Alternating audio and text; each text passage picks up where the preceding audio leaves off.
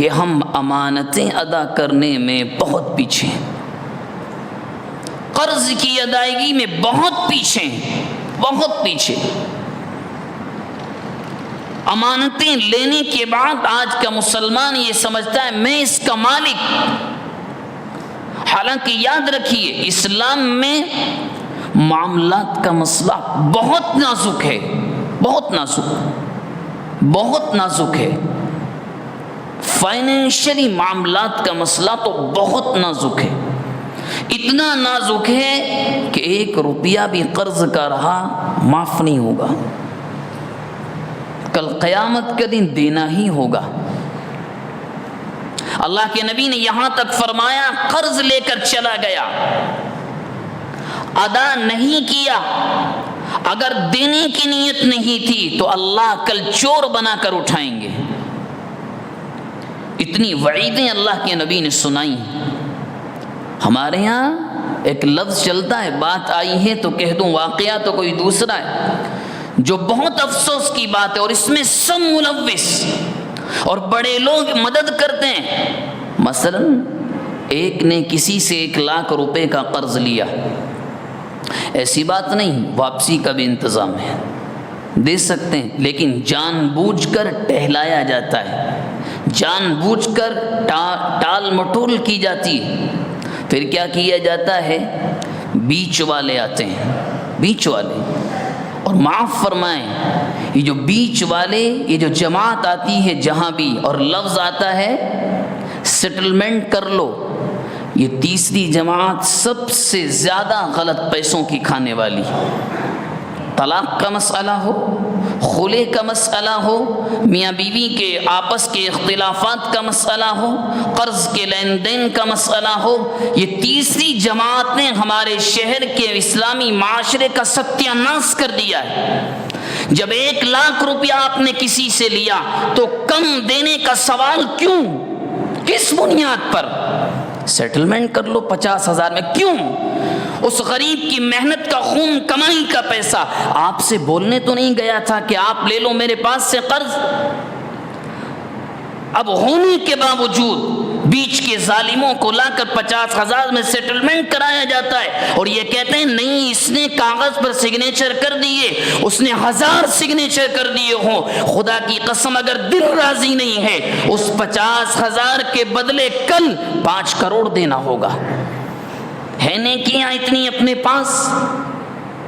لوگ لاکھوں کے لاکھوں لے کر محل کے محل بنا لیتے ہیں، خون چوس لیا ہے لوگوں کا قرض لینے والوں نے۔ وہ حال ہے ہمارے معاشرے کا، قرض لے لیا، آپ 1,10,20,000 کی تو گنتی بھی نہیں ہے۔ اللہ کے نبی علیہ السلام کے پاس ایک صاحب پر قرض تھا، جنازہ آیا، معلوم ہوا جنازہ پڑھانے سے انکار کر دیا۔ ہمارے یہاں پوچھیے مت، شاید آپ کو ایسے لوگ اکا دکا مل جائیں کہ بڑے صاف کردار کے مالک، اور بلکہ ایسے لوگوں کو تو آج کے زمانے میں سخت مزاج کہا جاتا ہے، جو اپنی رقم کو وقت پر واپس مانگ لیں، مطالبہ کر دیں کہ ہم سے آپ نے قرض لیا تھا دے دیں، تو ان کو سخت مزاج کہا جاتا ہے۔ 4 کو مشورہ دیا جاتا ہے ان کے پاس مت بھٹکنا، حالانکہ خدا کی قسم وہ انسان اس سے بہترین مومن ہے، اس سے بہترین مومن ہے۔ اور قرض دے دیا آپ نے کسی کو، آج کے زمانے میں مانگیں تو مانگنے کے موقع پر 10 گالیوں کے لیے بھی تیار رہیں۔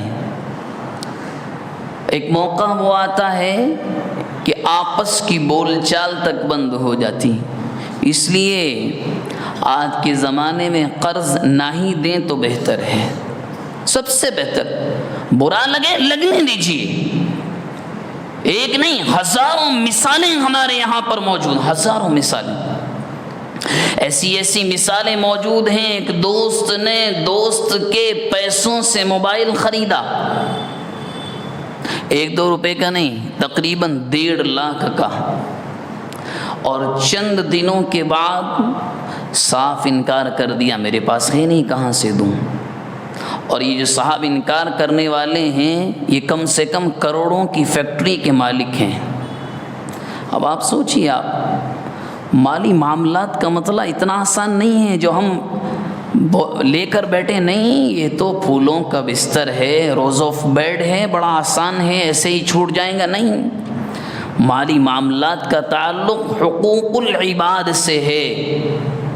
اگر ادا 1 روپیہ بھی نہیں کیا، 1 پیسہ بھی رہ گیا، کل قیامت کے دن اللہ اس پیسے والے کو بلائیں گے کہ تمہارا اس پر اتنا تھا، کیا چاہیے؟ وہاں پیسہ تو نہیں ہوگا، وہاں تو نیکیاں دینی پڑیں گی۔ اب جب نیکیاں ختم ہوں گی تو حق والوں کے گناہ لادے جائیں گے، اور اتنے ہو جائیں گے کہ اللہ معاف فرمائے، ہم سب کی حفاظت فرمائے، اس کے بعد جہنم کے علاوہ کوئی اور ٹھکانہ نہیں ہوگا۔ اللہ کے نبی علیہ السلام حضرت علی رضی اللہ عنہ سے کہہ رہے ہیں، علی یہ امانتیں ہیں، ان کو جو ان کے مالک ہیں ان تک پہنچا دینا۔ ان الحمد للہ نحمده ونستعینه ونستغفره ونؤمن به ونتوکل علیہ ونعوذ باللہ من شرور انفسنا ومن سیئات اعمالنا من يهده الله فلا مضل له ومن يضلله فلا هادي له ونشهد أن لا إله إلا الله وحده لا شريك له له الخلق والأمر وهو على كل شيء قدير ونشهد أن سيدنا وسندنا ومولانا وحبيبنا وشفيعنا محمدا عبده ورسوله صلى الله عليه وعلى آله وأهل بيته وأزواجه وأصحابه وذرياته وأهل بيته وبارك وسلم تسليما كثيرا كثيرا أما بعد فأعوذ بالله من الشيطان الرجيم بسم الله الرحمن الرحيم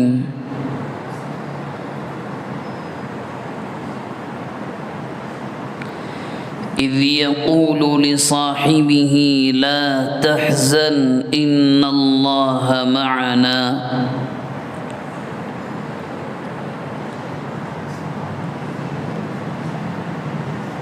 وقال الله عز وجل يا أيها الذين آمنوا أطيعوا الله وأطيعوا الرسول وقد قال النبي صلى الله عليه وآله وسلم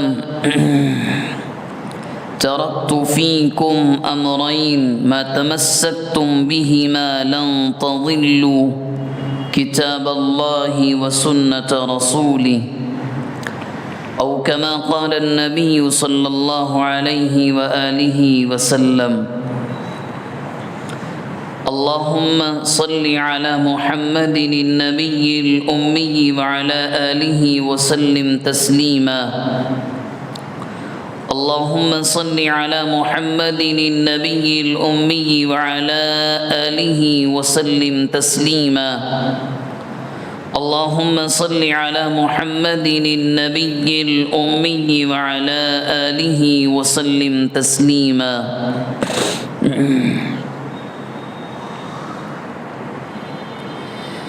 قابل احترام بزرگوں، عزیزوں اور دینی بھائیوں،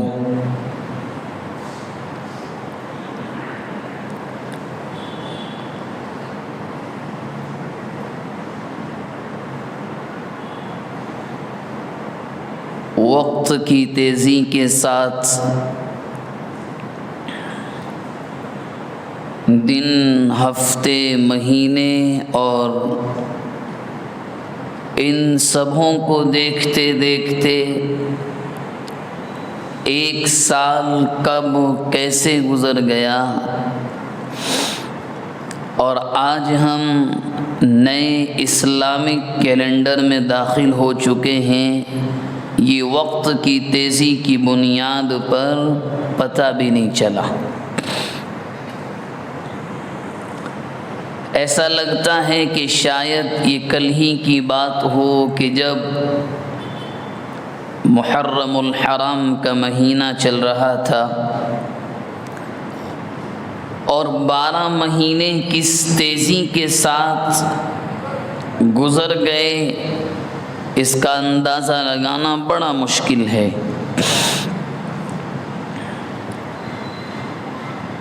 چودہ سو 46 ہجری اور آج ہم ایک نئے سال میں ہیں۔ اسلامی نیا سال، حالانکہ یہ ہماری بدقسمتی کہیے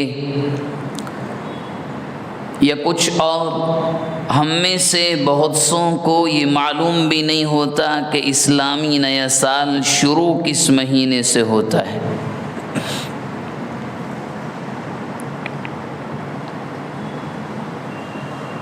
اور اسلامی سال کے 12 مہینوں کے نام کیا ہیں وہ تو بہت دور کی بات ہے۔ حالانکہ جو اسلامی سال ہے، اسلامک کیلنڈر ہے، اس کی شروعات، اسٹارٹنگ بڑے اہم اور تاریخی واقعے پر ہے، کیونکہ مذہب اسلام میں یوں ہی کوئی چیز نہیں ہے۔ مذہب اسلام میں چاہے احکامات ہوں یا تاریخ ہو یا کوئی مسئلہ ہو، یوں ہی تو کوئی چیز یہاں نہیں ہے۔ ہر ایک کے پیچھے مضبوط دلیل، ٹھوس دلیل ہوتی ہے۔ اسلامی سال شروع ہوتا ہے محرم الحرام کے مہینے سے، جہاں اس مہینے میں انبیاء کرام سے لے کر صحابہ تک بہت مشہور واقعات پیش آئے ہیں۔ سیدنا حضرت عمر بن خطاب رضی اللہ عنہ کی شہادت بعض روایات کے مطابق اسی مہینے کے پہلے دن ہوئی ہے۔ حضرت موسیٰ علیہ السلام کو فرعون کے ظلم سے نجات اسی مہینے میں ملی، اور بھی بہت سے مشہور واقعات اس مہینے میں ہوئے، لیکن نبی اکرم صلی اللہ علیہ وسلم کی آمد کے بعد ایسی کیا وجہ رہی کہ اسلامی سال شروع اس مہینے سے ہوا، ورنہ پہلے ایسا کوئی نظام نہیں تھا کہ اسلامی سال کی بنیاد ہی محرم کے مہینے کو بنایا گیا، اور شروعات یہیں سے ہوتی ہے۔ اس کے بعد صفر ہے، ربیع الاول ہے، ربیع الاخر ہے، جمادی الاول ہے، جمادی الاخر ہے، رجب ہے، شعبان ہے، رمضان ہے، ذیقعد ہے، شوال ہے، ذیقعد، اور اس کے بعد آخری مہینہ ذی الحج ہے، جو حج کا مہینہ کہلاتا ہے، جو کل ختم ہوا۔ اسلامی جو سال ہے، جو محرم کے مہینے سے شروع ہو کر ذی الحج کے مہینے پر ختم ہوتا ہے، اس کی بنیاد ہے نبی اکرم صلی اللہ علیہ وسلم کا ہجرت کا واقعہ۔ اسی لیے اس کو اسلامی سال کم اور ہجری سال زیادہ کہا جاتا ہے، ہجری کیلنڈر زیادہ بولا جاتا ہے اسی بنیاد پر کہ آپ صلی اللہ علیہ وسلم کی ہجرت کا واقعہ ہی اسلامی سال کی شروعات کی بنیاد ہے۔ وہ کیوں؟ بہت سی حکمتیں ہو سکتی ہیں، بہت سی وجوہات ہو سکتی ہیں، لیکن سب سے بڑی وجہ جو سمجھ میں آتی ہے وہ یہ، تاکہ ہر سال ہر مسلمان مرد و عورت کو ہجرت کا اصل پیغام اور مطلب سمجھ میں آئے کہ آپ صلی اللہ علیہ وسلم نے کس بنیاد پر اور کیوں اس جگہ کو اللہ کے حکم کی بنیاد پر چھوڑ دیا جہاں آپ پیدا ہوئے، بلکہ پیدائش کے بعد جہاں آپ صلی اللہ علیہ وسلم کا سب کچھ تھا، شروع سے لے کر آخر تک، جن لوگوں میں پلے بڑھے، جن لوگوں سے معاملات ہوئے، جن سے اپنی بچیوں کو آپ صلی اللہ علیہ وسلم نے بیاہا، اپنی بچیوں کے جن لوگوں کے درمیان آپ نے نکاح کیے،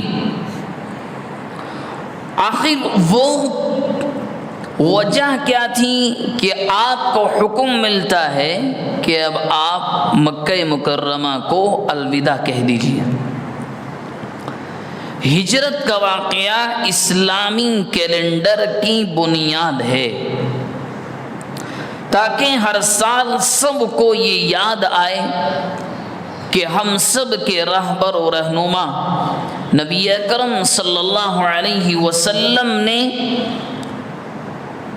ہجرت کے ذریعے سے جو پیغام امت کو بلکہ انسانیت کو دیا وہ کیا ہے،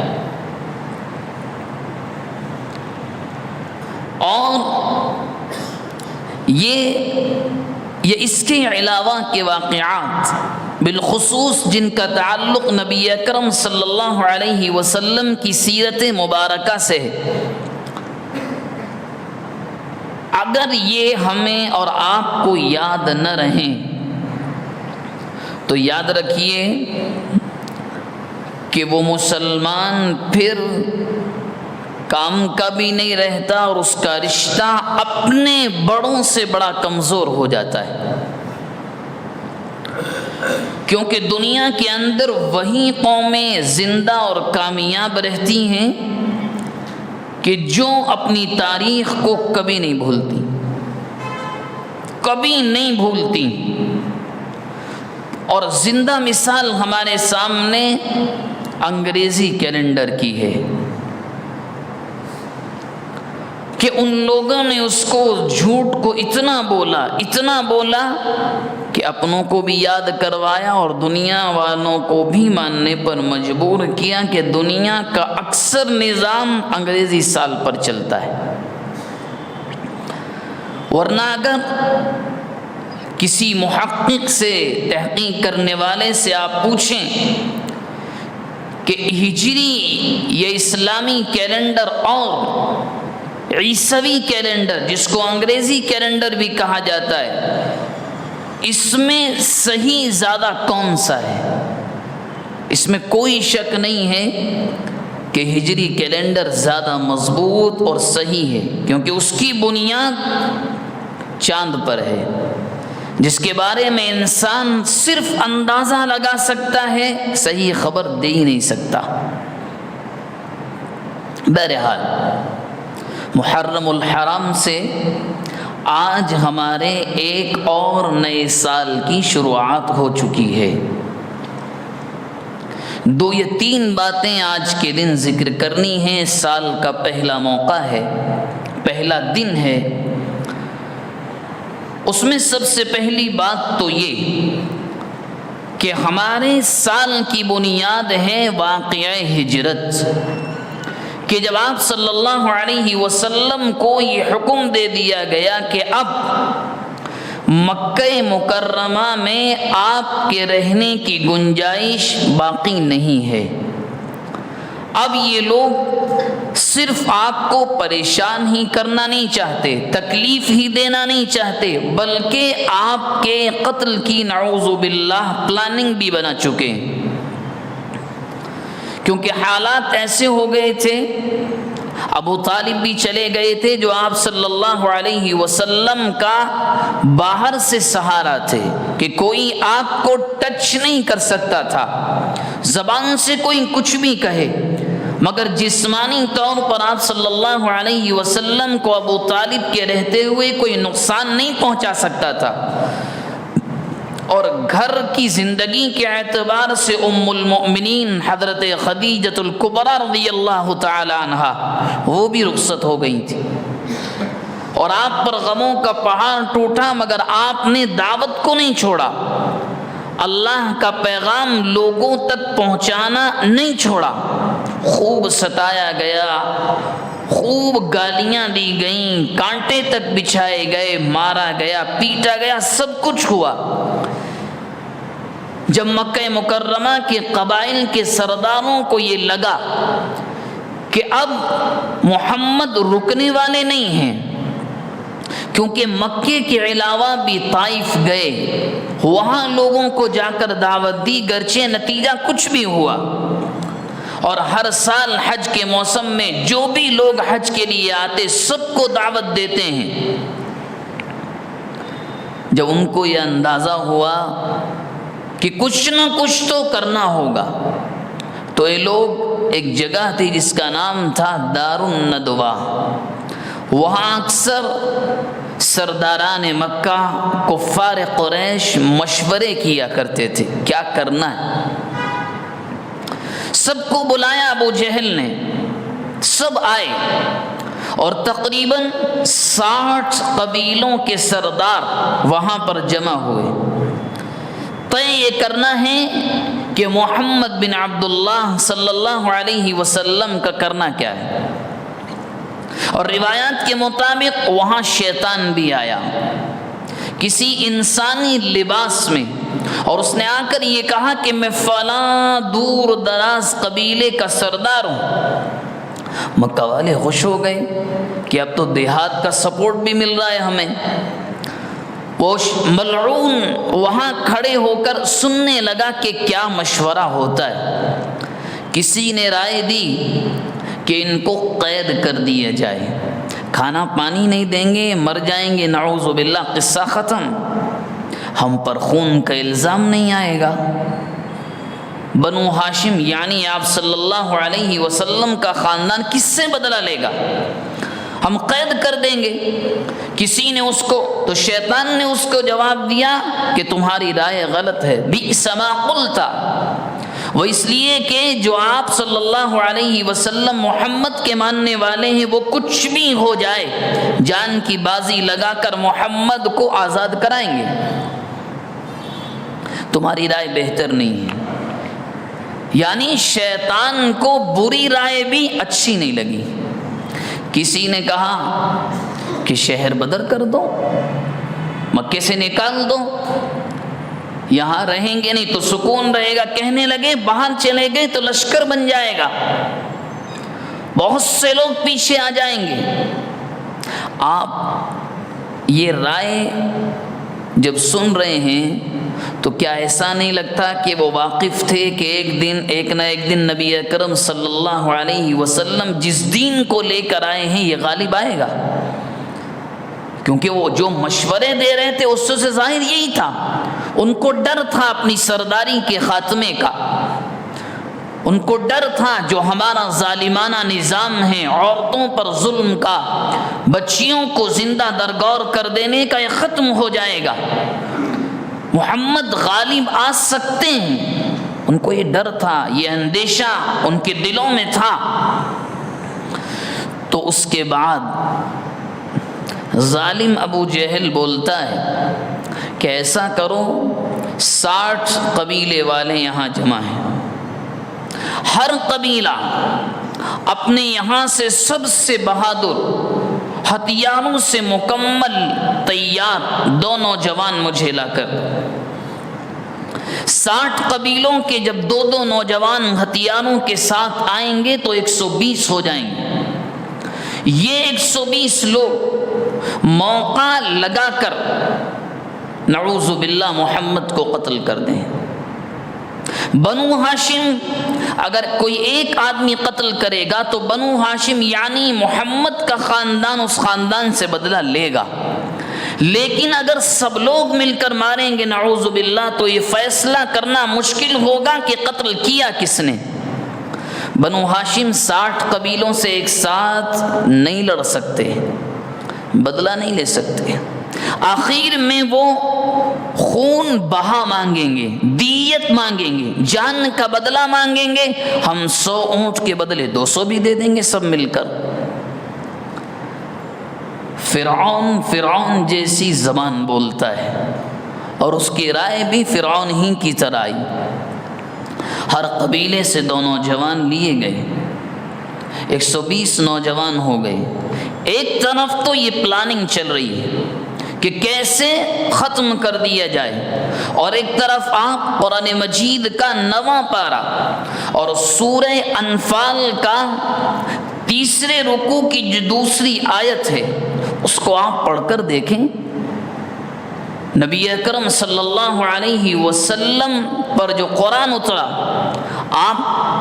ہم آپ سے قسم کھا کر کہہ سکتے ہیں کہ ایسی آیات کو پڑھنے کے بعد رب العالمین کی ذات پر اور قرآن پر بار بار ایمان لانے کو دل چاہتا ہے. فرمایا وَإِذْ يَمْكُرُ بِكَ الَّذِينَ كَفَرُوا لِيُثْبِتُوكَ أَوْ يَقْتُلُوكَ أَوْ يُخْرِجُوكَ وَيَمْكُرُونَ وَيَمْكُرُ اللَّهُ وَاللَّهُ خَيْرُ الْمَاكِرِينَ. کہ محمد آپ کے بارے میں دار الندوہ میں یہ لوگ مشورہ کر رہے ہیں کیا؟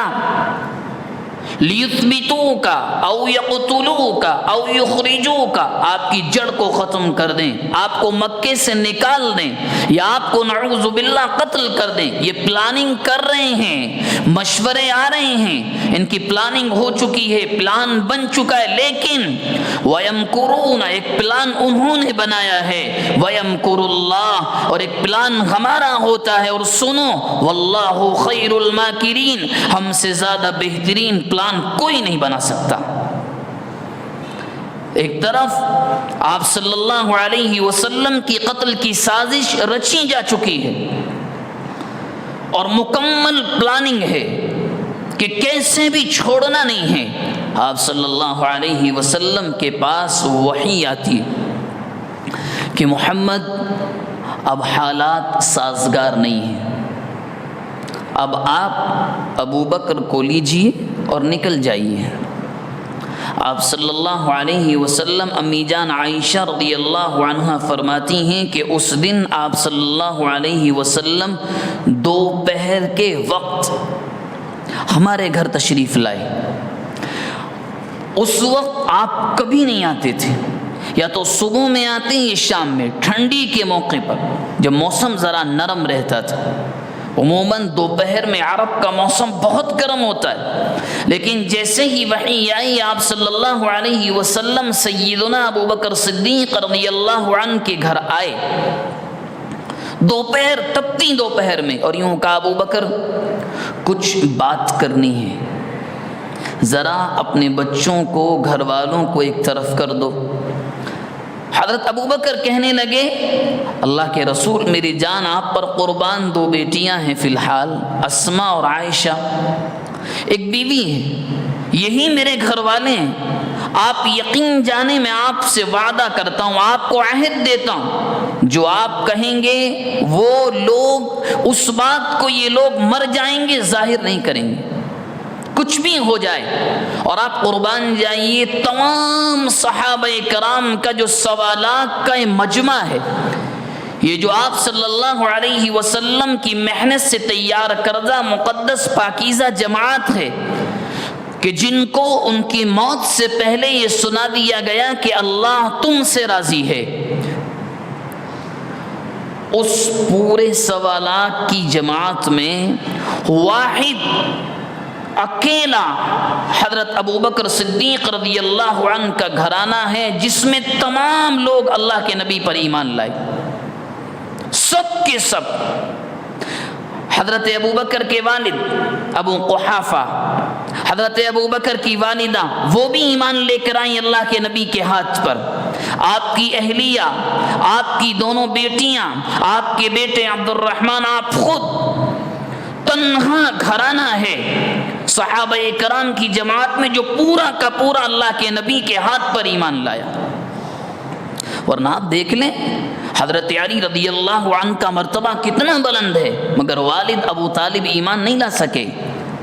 حضرت عمر بن خطاب، جن کے بارے میں اللہ کے نبی نے کہا کہ عمر کی زبان پر اللہ نے حق کو لکھ دیا ہے، اور اگر کوئی نبی ہوتا میرے بعد عمر ہوتا، ان کے والد خطاب بھی ایمان نہیں لائے۔ صرف حضرت ابو بکر رضی اللہ عنہ کا گھرانہ ایسا ہے، اول تا آخر پورا کا پورا سب کچھ چھوڑ کر اللہ کے نبی پر قربان کر دیا، سب کچھ۔ تنہا ابو بکر رضی اللہ عنہ ایسے ہیں۔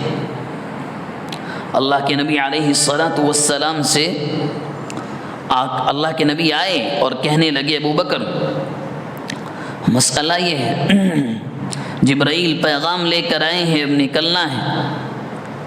حضرت ابو بکر کہنے لگے اللہ کے نبی اجازت ہو کچھ کہوں؟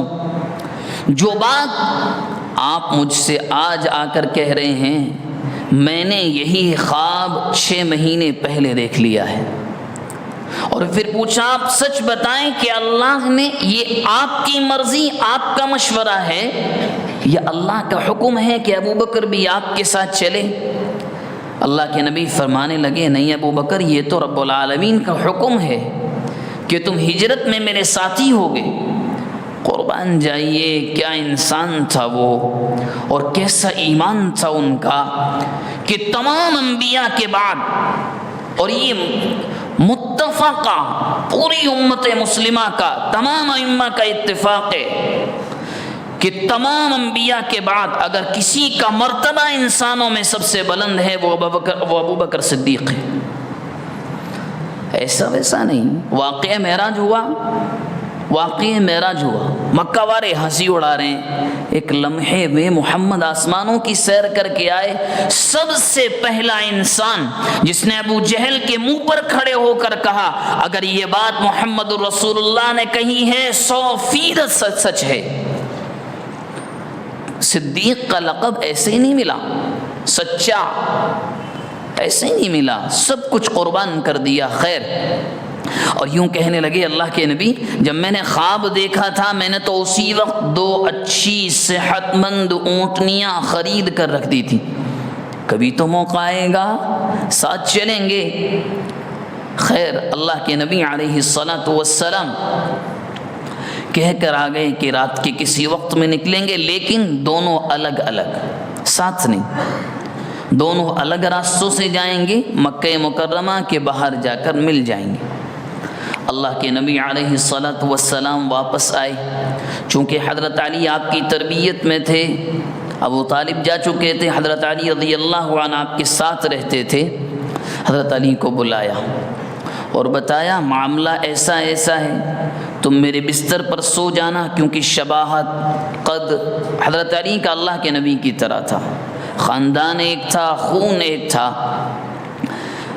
اللہ کے نبی نے فرمایا میرے بستر پر سو جانا ہے، لیکن 2 چیزیں، 2 کام تمہارے سپرد ہیں، ایک سونا میرے بستر پر رات میں، دوسرا بہت سی امانتیں میرے پاس مکے والوں کی ہیں جو یہ لوگ میرے پاس رکھتے ہیں، سونا، چاندی، نقد، روپیہ اور نہ جانے کیا کیا چیزیں، یہ امانتیں ہیں میرے پاس، سب کو ادا کر دینا۔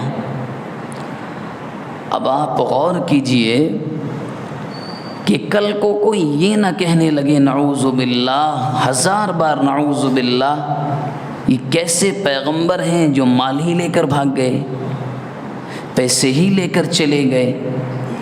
یعنی موقع اتنا نازک کہ روایات کے اندر آتا ہے نوجوانوں نے، کافروں نے ہر طرف سے تلواروں کے ساتھ گھر کو گھیر رکھا ہے، پرندہ پر نہیں مار سکتا، ایسے حالات میں اللہ کے نبی حضرت علی سے کیا کہہ رہے ہیں؟ یہ امانتیں ان کے مالکوں تک پہنچا دینا، کل کو مجھ پر الزام نہ آ جائے۔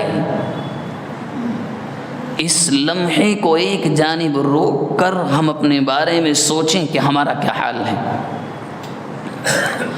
ہم امانتیں ادا کرنے میں کتنے سچے ہیں۔ موقع اتنا نازک کہ جن کے ہم نام لیوا ہیں، لمحہ لمحہ ان کے نام پر درود بھیجتے ہیں، ان کے نام پر جان تک قربان کرنے سے پیچھے نہیں ہٹتے، اور ہمارے اعمال کا جو وزن ہے وہ یہ ہے کہ ہم امانتیں ادا کرنے میں بہت پیچھے ہیں، قرض کی ادائیگی میں بہت پیچھے ہیں، بہت پیچھے۔ امانتیں لینے کے بعد آج کا مسلمان یہ سمجھتا ہے میں اس کا مالک۔ حالانکہ یاد رکھیے اسلام میں معاملات کا مسئلہ بہت نازک ہے، بہت نازک، بہت نازک ہے۔ فائنینشلی معاملات کا مسئلہ تو بہت نازک ہے، اتنا نازک ہے کہ 1 روپیہ بھی قرض کا رہا معاف نہیں ہوگا، کل قیامت کا دن دینا ہی ہوگا۔ اللہ کے نبی نے یہاں تک فرمایا قرض لے کر چلا گیا، ادا نہیں کیا، اگر دینے کی نیت نہیں تھی تو اللہ کل چور بنا کر اٹھائیں گے۔ اتنی وعیدیں اللہ کے نبی نے سنائی۔ ہمارے ہاں ایک لفظ چلتا ہے، بات آئی ہے تو کہہ دوں واقعہ تو کوئی دوسرا ہے، جو بہت افسوس کی بات ہے، اور اس میں سب ملوث اور بڑے لوگ مدد کرتے ہیں۔ مثلا ایک نے کسی سے 1 لاکھ روپے کا قرض لیا، ایسی بات نہیں، واپسی کا بھی انتظام ہے، دے سکتے ہیں، لیکن جان بوجھ کر ٹہلایا جاتا ہے، جان بوجھ کر ٹال مٹول کی جاتی ہے۔ پھر کیا کیا جاتا ہے؟ بیچ والے آتے ہیں، بیچ والے، اور معاف فرمائیں یہ جو بیچ والے، یہ جو جماعت آتی ہے جہاں بھی، اور لفظ آتا ہے سیٹلمنٹ کر لو، یہ تیسری جماعت سب سے زیادہ غلط پیسوں کی کھانے والی۔ طلاق کا مسئلہ ہو، خلع کا مسئلہ ہو، میاں بیوی کے آپس کے اختلافات کا مسئلہ ہو، قرض کے لین دین کا مسئلہ ہو، یہ تیسری جماعت نے ہمارے شہر کے اسلامی معاشرے کا ستیہ ناش کر دیا ہے۔ جب 1 لاکھ روپیہ آپ نے کسی سے لیا تو کم دینے کا سوال کیوں؟ کس بنیاد پر؟ سیٹلمنٹ کر لو 50,000 میں، کیوں؟ اس غریب کی محنت کا خون کمائی کا پیسہ آپ سے بولنے تو نہیں گیا تھا کہ آپ لے لو میرے پاس سے قرض؟ اب ہونے کے باوجود بیچ کے ظالموں کو لا کر 50,000 میں سیٹلمنٹ کرایا جاتا ہے، اور یہ کہتے ہیں نہیں اس نے کاغذ پر سگنیچر کر دیے، اس نے 1000 سگنیچر کر دیے ہوں، خدا کی قسم اگر دل راضی نہیں ہے اس 50,000 کے بدلے کل 5 کروڑ دینا ہوگا۔ ہے نیکیاں اتنی اپنے پاس، لوگ لاکھوں کے لاکھوں لے کر محل کے محل بنا لیتے ہیں، خون چوس لیا ہے لوگوں کا قرض لینے والوں نے۔ وہ حال ہے ہمارے معاشرے کا، قرض لے لیا، آپ 1,10,20,000 کی تو گنتی بھی نہیں ہے۔ اللہ کے نبی علیہ السلام کے پاس ایک صاحب پر قرض تھا، جنازہ آیا، معلوم ہوا جنازہ پڑھانے سے انکار کر دیا۔ ہمارے یہاں پوچھیے مت، شاید آپ کو ایسے لوگ اکا دکا مل جائیں کہ بڑے صاف کردار کے مالک، اور بلکہ ایسے لوگوں کو تو آج کے زمانے میں سخت مزاج کہا جاتا ہے، جو اپنی رقم کو وقت پر واپس مانگ لیں، مطالبہ کر دیں کہ ہم سے آپ نے قرض لیا تھا دے دیں، تو ان کو سخت مزاج کہا جاتا ہے۔ 4 کو مشورہ دیا جاتا ہے ان کے پاس مت بھٹکنا، حالانکہ خدا کی قسم وہ انسان اس سے بہترین مومن ہے، اس سے بہترین مومن ہے۔ اور قرض دے دیا آپ نے کسی کو، آج کے زمانے میں مانگیں تو مانگنے کے موقع پر 10 گالیوں کے لیے بھی تیار رہیں۔ ایک موقع وہ آتا ہے کہ آپس کی بول چال تک بند ہو جاتی، اس لیے آج کے زمانے میں قرض نہ ہی دیں تو بہتر ہے، سب سے بہتر۔ برا لگے لگنے دیجیے، ایک نہیں ہزاروں مثالیں ہمارے یہاں پر موجود، ہزاروں مثالیں، ایسی مثالیں موجود ہیں۔ ایک دوست نے دوست کے پیسوں سے موبائل خریدا، 1-2 روپے کا نہیں، تقریباً 1.5 لاکھ کا، اور چند دنوں کے بعد صاف انکار کر دیا، میرے پاس ہے نہیں، کہاں سے دوں۔ اور یہ جو صاحب انکار کرنے والے ہیں یہ کم سے کم کروڑوں کی فیکٹری کے مالک ہیں۔ اب آپ سوچیے، آپ مالی معاملات کا مسئلہ اتنا آسان نہیں ہے جو ہم لے کر بیٹھے، نہیں، یہ تو پھولوں کا بستر ہے، روز آف بیڈ ہے، بڑا آسان ہے، ایسے ہی چھوٹ جائیں گا، نہیں۔ مالی معاملات کا تعلق حقوق العباد سے ہے، اگر ادا 1 روپیہ بھی نہیں کیا، 1 پیسہ بھی رہ گیا، کل قیامت کے دن اللہ اس پیسے والے کو بلائیں گے کہ تمہارا اس پر اتنا تھا، کیا چاہیے؟ وہاں پیسہ تو نہیں ہوگا، وہاں تو نیکیاں دینی پڑیں گی۔ اب جب نیکیاں ختم ہوں گی تو حق والوں کے گناہ لادے جائیں گے، اور اتنے ہو جائیں گے کہ اللہ معاف فرمائے، ہم سب کی حفاظت فرمائے، اس کے بعد جہنم کے علاوہ کوئی اور ٹھکانہ نہیں ہوگا۔ اللہ کے نبی علیہ السلام حضرت علی رضی اللہ عنہ سے کہہ رہے ہیں، علی یہ امانتیں ہیں، ان کو جو ان کے مالک ہیں ان تک پہنچا دینا۔ امانتیں سپرد کی، اور اس کے کرنے کے بعد آپ صلی اللہ علیہ وسلم نے ایک مٹھی مٹی اٹھائی اور سورہ یاسین کی تلاوت شروع کی، کرتے گئے، پڑھتے گئے، جب اس آیت پر پہنچے وَجَعَلْنَا مِن بَيْنِ أَيْدِيهِمْ سَدًّا وَمِن خَلْفِهِمْ سَدًّا فَأَغْشَيْنَاهُمْ فَهُمْ لَا يُبْصِرُونَ، ایک مٹھی، یہ مٹی ایسی ہوا میں اڑا دی، جو لوگ آپ کے قتل کے لیے آپ کے گھر کے چاروں طرف کھڑے ہوئے تھے، وہ سب کی آنکھوں میں جا کر پڑی، سب کو نشہ آیا، اونگ آئی، آپ صلی اللہ علیہ وسلم یہاں سے نکل کر چلے گئے، اور حضرت ابو بکر اور حضرت اللہ کے نبی علیہ السلام باہر جا کر ملے۔ کچھ دور تک حضرت ابو بکر نے کہا، اللہ کے نبی آپ سامنے چلیے، میں پیچھے چلتا ہوں، جب تک مکے سے دور نہ ہو جائیں۔ اور جو حج اور عمرے کے سفر پر لوگ گئے ہیں، آپ دیکھ سکتے ہیں کہ مکہ مکرمہ سے غار ثور کا راستہ کتنا دور ہے، باہر جا کر چلتے رہے۔ ایک شخص حضرت ابو بکر کو ملتا ہے، کہاں جا رہے ہو؟ یہ آدمی کون ہے؟ ابو بکر جواب دیتے ہیں، رجل یہدینی الی سواء السبیل، یہ مجھے راستہ دکھانے والا ہے، جھوٹ بھی نہیں بولا اور سچ بھی بول دیا۔ اللہ کے نبی راستہ دکھانے کے لیے ہی دنیا میں آئے تھے۔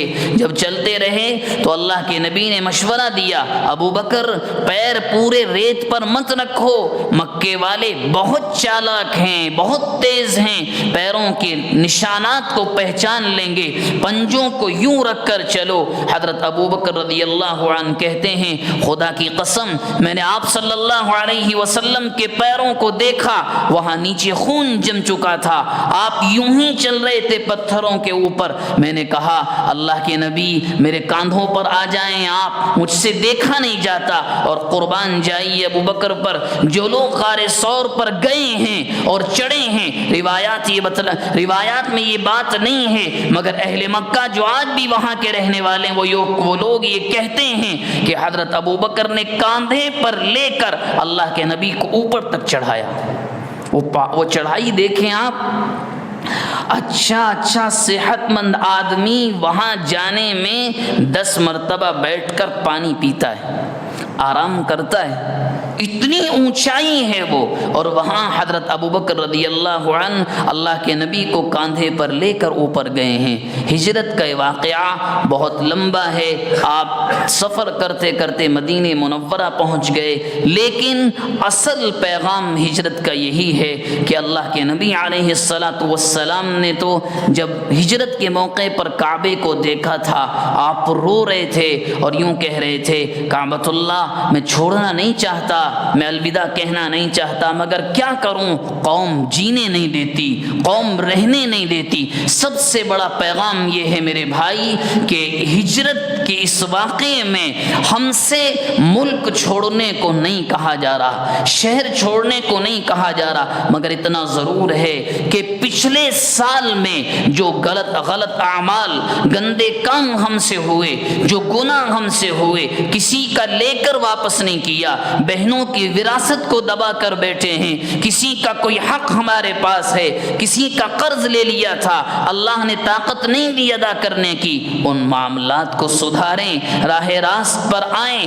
وقت کا کوئی پتہ نہیں ہے، یہ سال گزرتے چلے جائیں گے. آج سیرت کے واقعے کو 1446 سال پورے ہو چکے ہیں. وقت کسی کے لیے نہیں رکتا، یہ چلتا رہتا ہے. یہ دنیا کا نظام ہے، یہ کس نہ مالدار کے لیے رکتا ہے، نہ غریب کے لیے رکتا ہے، نہ امیر کے لیے رکتا ہے. یہ چلتا رہتا ہے. روزانہ ہزاروں لوگ دنیا کو چھوڑ کر جا رہے ہیں تو ہزاروں بچے پیدا بھی ہو رہے ہیں. دنیا کا نظام یہی ہے. میرے اور آپ کے لیے سبق یہی ہے، اپنی زندگی کو وقت رہتے ہوئے سنوار لیں. اللہ تبارک و تعالی جو باتیں ہمارے درمیان آئی ہیں ان تمام باتوں پر اخلاص نیت کے ساتھ عمل کرنے کی توفیق مرحمت فرمائے.